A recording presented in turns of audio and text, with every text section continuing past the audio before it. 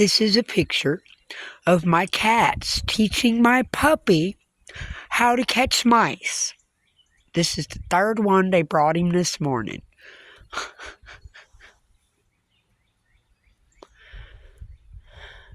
So that's Chester, my year-old kitten. He's not a year old yet. He's about 7 months. And that's Sébastien, my 4.5-month-old shepherd puppy. And they, as you can see, are torturing a mouse.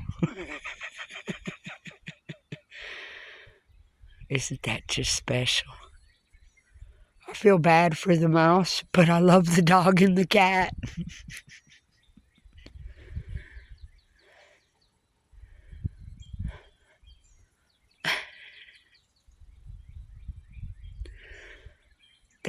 We moved into the bus a few days ago, and we are getting acclimated before we go traveling, and this is what's happened. I have another cat, too, that came with us.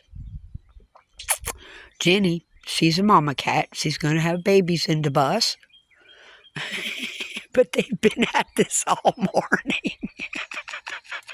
I just thought I'd entertain folks. Y'all have a good day.